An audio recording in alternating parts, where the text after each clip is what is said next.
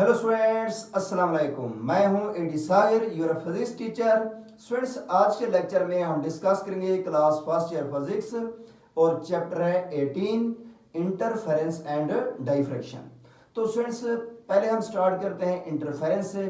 हम देखते हैं कि इंटरफेरेंस क्या होती है, उसकी टाइप्स क्या हैं।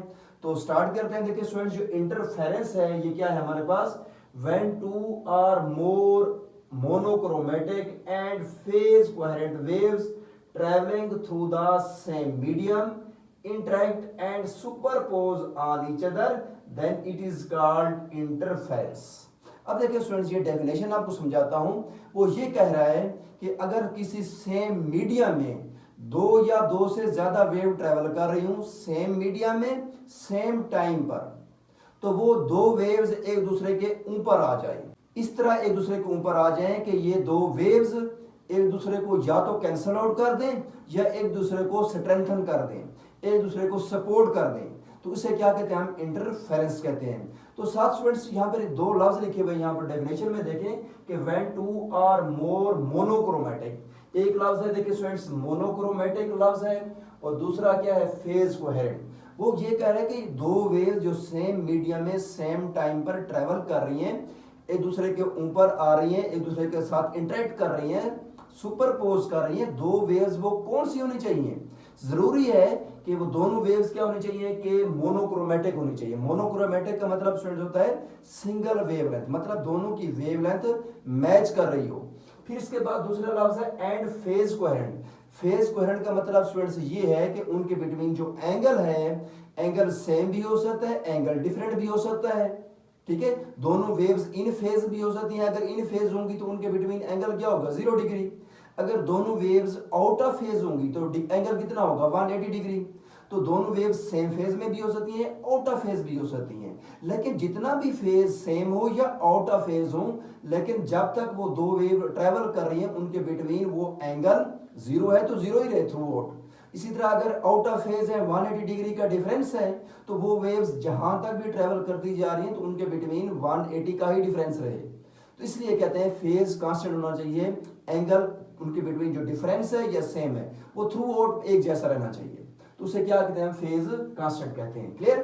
तो डेफिनेशन ओवरऑल ये हुई कि अगर सेम मीडियम में सेम टाइम पर दो वेव्स सपोज ट्रेवल कर रही हैं और एक दूसरे के साथ इंटरेक्ट करती हैं, मतलब सुपरपोज कर देते हैं, एक दूसरे के ऊपर आ जाती हैं, और वो दोनों वेव्स क्या है, मोनोक्रोमेटिक भी हैं और फेज कोहेरेंट भी हैं, तो उस टाइम क्या अकर होगा, इंटरफेरेंस अकर होगा।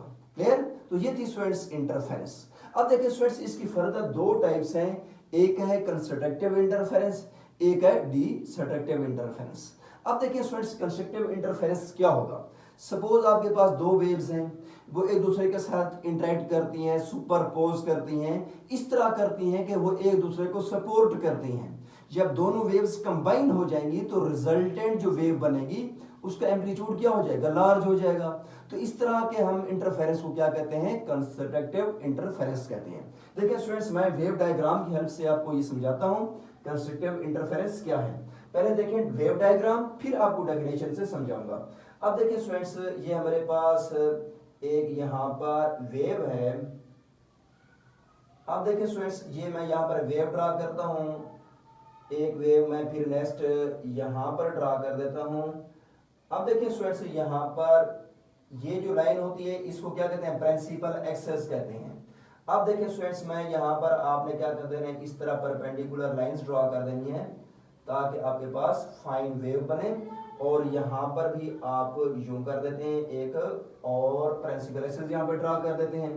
सपोज ये वेव आपके पास स्टूडेंट्स एक्स है, ये वेव यहां पर क्या है, वाई है।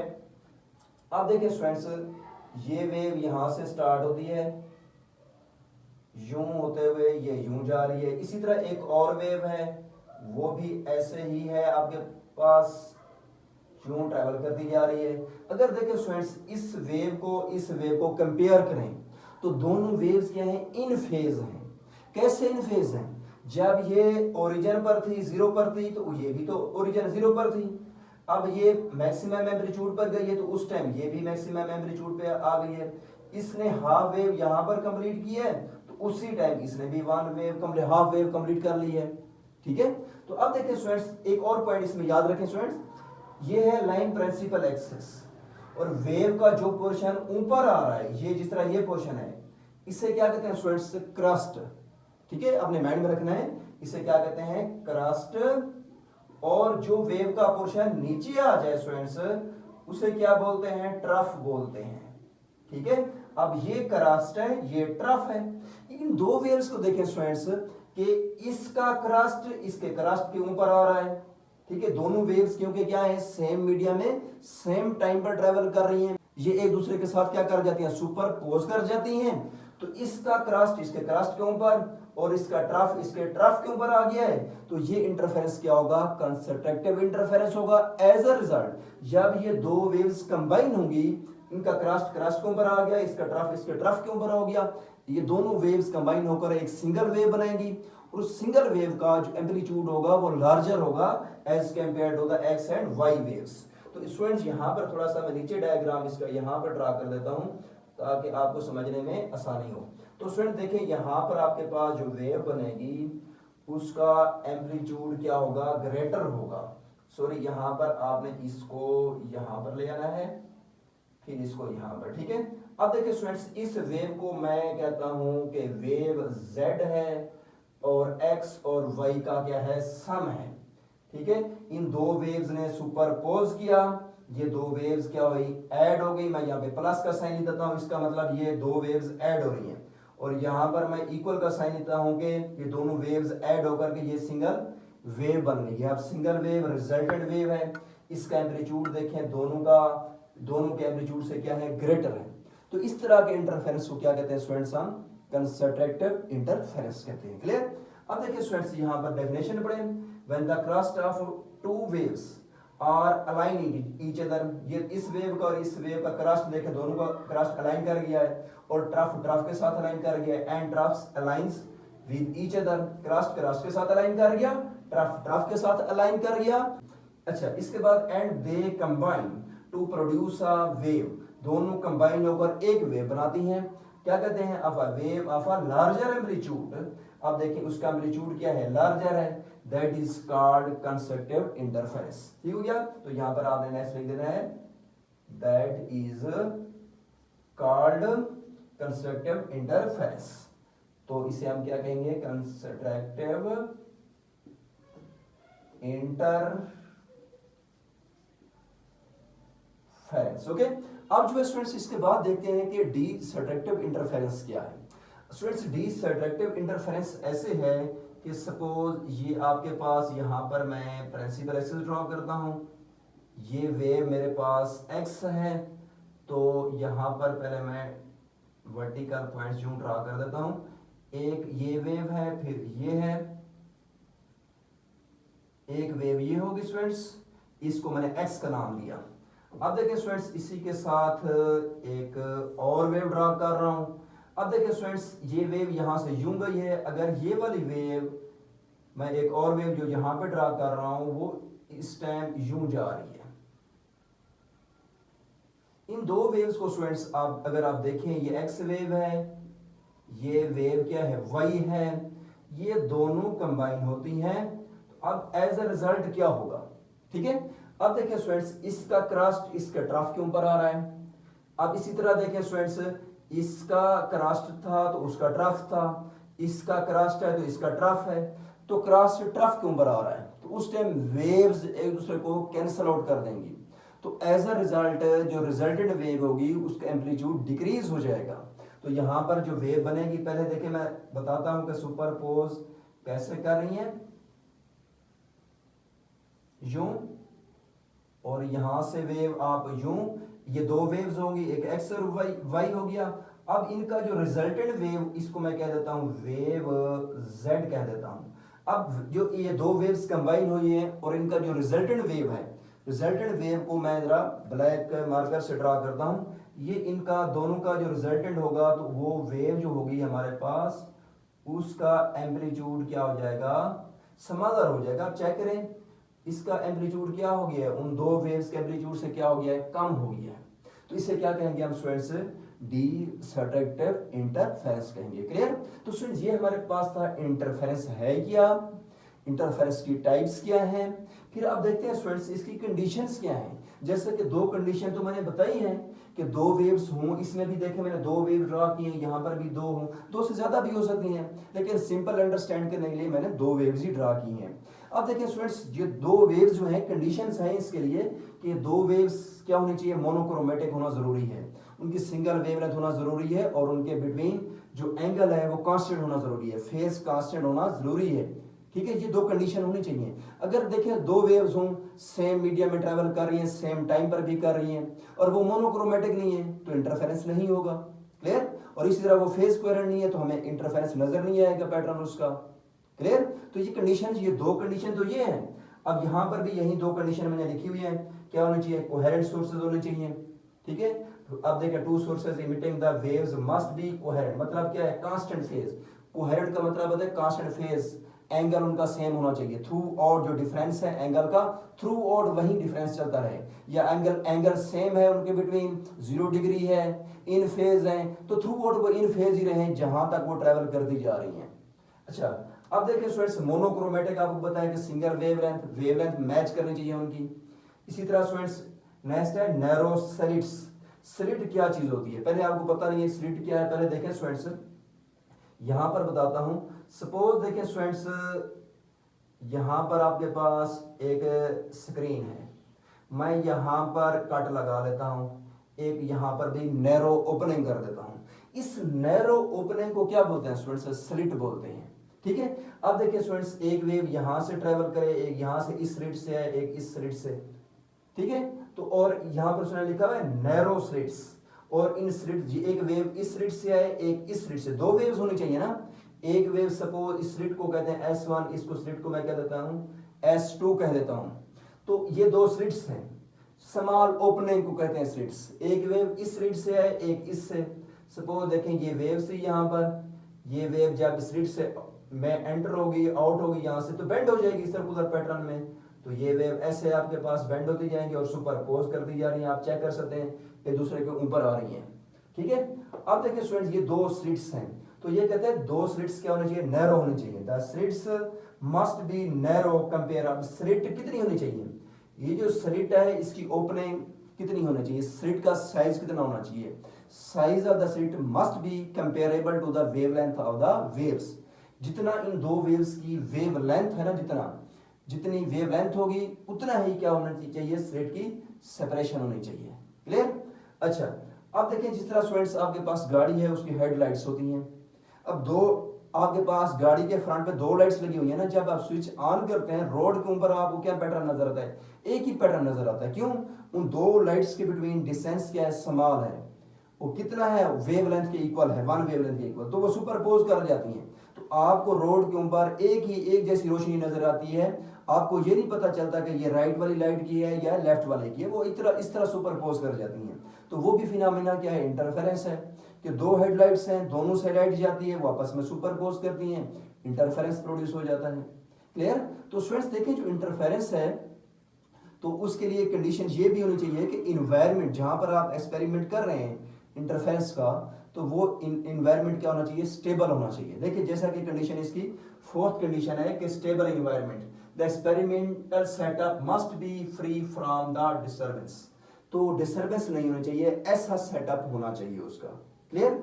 अच्छा, अब जो है देखते हैं स्टूडेंट्स, हम देखते हैं कि अब interference by the water, interference किससे हो सकती है, इंटरफेरेंस को कौन सी वेव्स होनी चाहिए, वो वेव्स वाटर की भी हों, वाटर में भी इंटरफेरेंस हो सकता है, वाटर वेव्स भी हों दो या दो से ज्यादा हों, वो भी इंटरफेरेंस कर सकती हैं, कंस्ट्रक्टिव भी और डिस्ट्रक्टिव भी। इसी तरह स्टूडेंट्स वाटर के बाद हम देखेंगे नेक्स्ट हमारे पास जो इंटरफेरेंस है वो हमारे पास है साउंड वेव का इंटरफेरेंस। तो यहां पर मैं हेडिंग दे देता हूं interference from water, interference of water waves. अब देखिए स्टूडेंट यहां पर मैं लिखता हूं कि इंटरफेरेंस ऑफ साउंड वेव्स। तो साउंड वेव्स ही इंटरफेरेंस करती हैं, वाटर भी करती हैं। अब देखिए स्टूडेंट इसी तरह लाइट भी करती है, वो नेक्स्ट लेक्चर में हम डिस्कस करेंगे कि interference by the light waves कैसे होती है। तो अभी हम यहाँ पर इस लेक्चर में डिस्कस करेंगे interference through the water waves, by the water waves and the sound waves. अब देखिए स्टूडेंट्स, इसको समझने के लिए interference of the water waves आपने 10th क्लास में पढ़ा था। Interference by the ripple tank, आपने एक्सपेरिमेंट पढ़ा होगा। रिपल टैंक, रिपल टैंक क्या होता है स्टूडेंट्स? आपके पास एक रेक्टेंगुलर ट्रे होता है, इस ट्रे का बॉटम गिलास से बना होता है और इसमें क्या कर देते हैं, वाटर फिल कर देते हैं, थर्ड फोर्थ वाटर से फिल कर देते हैं, 1% इसको ऊपर से खाली रहने देते हैं। ठीक है, ये आपके पास रेक्टेंगुलर ट्रे टाइप एक आपके पास गिलास है, इसके अंदर वाटर फिल कर देते हो, थर्ड फोर्थ वाटर से फिल कर देना है आपने। तो और देखें, इसकी जो हाइट है तकरीबन 1 मीटर हाइट होनी चाहिए, हाई टेबल के ऊपर रखना चाहिए इस ट्रे को। ये ट्रे किसके ऊपर पड़ा हुआ है? कि टेबल के ऊपर पड़ा हुआ है। साथ एक स्टैंड लगाया हुआ है, स्टैंड से के थ्रू यहाँ पर हमने वाइब्रेटर लगाए हुए हैं, 2 वाइब्रेटर हैं, क्योंकि 2 वे वाइब्रेटर इसलिए लगाए हुए हैं कि 2 वेव्स प्रोड्यूस हों। ठीक है, 2 वेव्स प्रोड्यूस हों और दोनों वाइब्रेटर देखें एक ही सोर्स से ऑन करेंगे। देखें वायर जा रही है, ये वायर जाकर कनेक्ट होगी स्विच से और स्विच से ऑन करेंगे। ये दोनों वाइब्रेटर मतलब क्या है? आपके पास मोटर है, मोटर के विंग टच हो रहे हैं, किसके साथ? वाटर के साथ, वाइब्रेटर हैं। तो स्टूडेंट्स देखें, जब ये हम स्विच ऑन करेंगे तो ये वाइब्रेटर क्या करेंगे? रन करेंगे, इनके विंग्स वाटर को टच करेंगे, इस वाइब्रेटर के भी, इसके भी। तो इसके अंदर क्या होगा स्टूडेंट्स? वाटर वेव जनरेट हो जाएंगी, 2 वाटर वेव जनरेट होंगी, एक इससे वाइब्रेटर से, एक इससे। अब ये 2 वाटर वेव जब ट्रेवल करेंगी, क्योंकि दोनों क्या है? एक ही ट्रे के अंदर प्रोड्यूस हो रही हैं दोनों वेव्स, सेम मीडियम है और सेम टाइम पर आपने स्विच ऑन किया, सेम टाइम पर सेम मीडियम में 2 वाटर वेव ट्रेवल कर रही हैं और दोनों क्या है? मोनोक्रोमेटिक भी हैं। मोनोक्रोमेटिक क्योंकि एक ही तो वाइब्रेटर है, एक ही सोर्स है, वो दोनों को ऑन किया हुआ है, एक जैसे वाइब्रेटर हैं। ठीक है, और पड़े हुए भी करीब करीब हैं। ठीक है, अब देखिए स्टूडेंट्स, जब इसको आपने ऑन कर दिया, वाइब्रेटर 2 वेव्स जनरेट करते हैं, दोनों वेव्स क्या हैं? फेज कोहेरेंट भी हैं और इसके अलावा जो है मोनोक्रोमेटिक भी हैं। तो जब ये वेव जनरेट होंगी, आपस में सुपरपोज करेंगी, तो कंस्ट्रक्टिव इंटरफेरेंस भी होगा और डिस्ट्रक्टिव इंटरफेरेंस भी होगा। जहां पर कंस्ट्रक्टिव इंटरफेरेंस होगा स्टूडेंट्स, वो रीजन वो आपको ब्राइट नजर आएगा, और जहां पर आपको डिस्ट्रक्टिव इंटरफेरेंस होगा तो वो रीजन आपको डार्क नजर आएगा, क्योंकि वहां पर वेव्स एक दूसरे को कैंसिल आउट कर देती हैं। क्लियर? अब देखिए स्टूडेंट्स कि यहाँ पर एक लैंप लगा दिया है।